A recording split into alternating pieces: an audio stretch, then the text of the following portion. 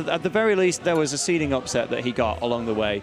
The placement wasn't in the upper echelons, but he got a good notable win along the way. Yeah, I think it was like 65th or 49th. Like, he made it to, like, the good placings. At Evo, like, 65th and above, like, okay, you're a good player. You're good. Oh, certainly. Seagull Joe making a name for his campaign as he moves into Season 2 of the competitive lifespan, and he will be fighting against the character of Roy, who can be very, very scary to fight. Yeah, the character can be extremely good, and I believe I heard that player 2's name is Sauce from Philly, right? Okay, yeah, I've been watching this guy earlier today, actually. He made a mess of a Yoshi player earlier on in bracket, nearly a 3-stock on that. So I'm impressed with what we've seen so far. He had the squadron behind him as well, cheering him on. Presumably all from Philly and just the Roy mains. Yeah, I mean, Philly always comes through deep, you know. They'll, like, bring their boys out and they'll be loud, and that's what I love about those guys. So here we go, getting right into it. Seagull Joe versus Sauce. Yeah, can't be a loud crowd either. It's the EU specialty, we like to say. France's crowd is unbelievable. Oh. Wait till you hear it somewhere. Was that where Albion was? Yep. Or, yeah. If you that was heard a hype loud crowd. noises, yeah, that was France. Yeah. The UK love their unique cheers as well, though. we always come up with something different every time. But coming up with the side B from Source, managing to land it just about sweet spotting to get the flame hitbox, but no, we're not seeing it KO just yet, but we certainly would now if it were to connect. Absolutely. That side B is so strong. It's like almost as strong as Limit Cross Slash, and Seagull Joe goes for a strong move himself, just barely missing out on that shield, though, and now Sauce stuck on the ledge, but Seagull Joe goes for a standing grab, maybe thinking that Sauce is going to run in on him. Yeah, and he left himself open there, but Seagull jumping into that up smash. Palutena, fantastic aerials, but not too good at moving distance within the air itself, it would seem.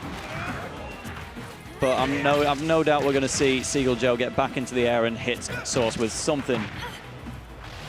Oh no, don't get hit by that though. Great neutral B. But this is all damage that I feel like Roy just kind of gets, you know. Roy hits you once, he'll hit you a lot until you're about 60 to 70, and then you get to play again. He's like Fox with a sword in a way. Yeah, it's not as though he's going to be getting big combos on you unless you can get that sour spot up air.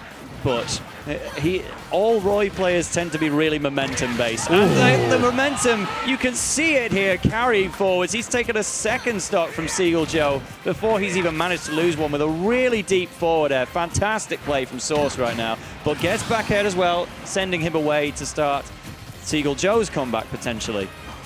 Yeah, and Sauce is looking like he came out here hungry, and he looks like he needs some extra sauce with that one on his order. Because, that's right. Holy He's got cow. the sauce, but where's the food? The food is Seagull Joe. About to douse it in that Nando's. Oh, that's some good stuff, man. I'm glad you've heard of it, because I know they're not around too much in this country, but there's a few in Maryland. There's a few, yeah. And they're still pretty good, but speaking of pretty good, this edge guard, I don't know if he has a jump. Oh, but he goes to the counter. Misses, but he dies anyway. And suddenly this is even right back out. I think he just delayed his up B to try and avoid that counter, but it was too late by that point, and we're obviously seeing Palutena neutral airs. You couldn't expect anything else. This is a big comeback taking place here. Yeah, that last stock was absolutely obliterated by Seagull Joe, so now if he can keep this momentum going, he can just turn everything back on his head and absolutely ice his opponent for the game too. Losing a comeback or losing a lead like that can't not affect you psychologically. Yeah, absolutely, especially when it's kind of your own doing. I'm sure if he did recover a little better, then he would have just hit the counter anyway. So Seagull had the play on him, but you never truly know. Palu's counter could have missed or something.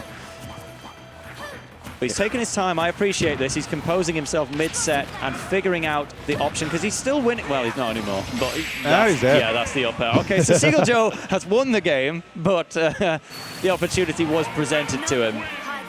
And Philly will still be proud of that performance, and there's another game to go at the very least. Absolutely. Won the game, but not the war. The war is ready to be dragged on, and Sauce has shown that he's like got the will to fight, especially after those first two stocks.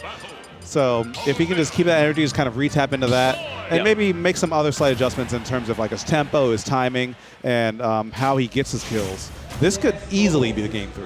Yeah, because it's all about momentum when you're playing Roy. Once you get that first hit, you just want to keep it going, and we'll see who gets the first interaction. Because if it ends up being Palutena, then we're going to see a couple more nairs afterwards. That's good stuff from Source, though. 36% in a single combo at 0%. Keeps it going. gets disrupted. Oh, and that was actually really dangerous. Seagull Joe decided to go for an edge guard or a drop nair. That could have been it, but now he's going off stage a little bit more. And Joe's not really known for that. He's one of those guys who likes to keep his feet planted because he knows they can outplay his opponent on the stage. But this is one of those times against Roy, you might want to go out there. He's just so dangerous. And you know, Roy has one of those recoveries where it looks like you can do something about it, but you really can't, but you can counter. That will absolutely get him out of there. And Seagull on a big run now. Yeah, at the moment, but he's still at 81. So Sauce, if he can get one big read in there, it's still a very close game. But Joe's not one of those players who can let that happen easy. Sauce has to work hard for it. Precisely, but pressuring him on that platform. That's good. Neutral air, getting to the point where it's starting to break through the shield a little bit. Did he try to trump him there and miss? It looks like he might have, but he reacted accordingly, was ready to get a neutral air after that, just to get some level of coverage. Oh, did he hold down there to get through, or was that just going to clip through anyway? Not too sure, but the back air, that's certainly it. Great kill from Source. This is very much in the realm of possibility for either of these players as we even things out immediately. And a slight lead in favor of Sauce. Oh, and he tries to end it all right there. If that two-framed and connected, I feel like Joe might have died there. 43%, that down air is pretty strong. He might not have been able to teleport right back. Probably one of the hardest spikes in the game to land. Still a lot easier than it used to be back in the Smash 4, and especially Melee days. But if you manage to land a Roy down air in a set, then you've done something that you won't often see. Palutena are a little more common, we'll see those spikes, but Seagull not really the kind to play around that, I don't think. Yeah, he just doesn't go off stage quite enough. Like even that, like he was willing to double jump and just float there so dangerously just to get back center stage because that's where he plays best. Knowing your win conditions and knowing what you're good at is a huge benefit as a player. Oh, forward smash? We saw the forward smash starting, but it wasn't going to land, and what did land is that up air from Palutena. And now Source really going to have to work. If he's going to stay in this, well, he does it with the Flare Blade. Fantastic way to catch the recovery going in. Yeah, he reacted immediately to the fact that Seagull Joe didn't have a jump there. He had to recover at an angle to where he would have been two-framed or hit by that. So you might as well hedge your bets, go all in on that, and now look at where it's getting him a solid lead on this final stock as he charges the Flare Blade. Oh, no, wait. Oh, smart. He's trying the trailer technique there. Oh, yeah. Hits him with the juke. And the sour spot of the double-edged dance means that that won't really be close to killing. But if you get hit by another one of those, at 71%, you're likely dead by the ledge. Oh, most likely, but the forward air setting Seagull off to the ledge, so that's that dangerous position where you don't want to be against Roy. Maintaining his place on the platform, though, I agree with it. You're not exactly going to do a jumping side B.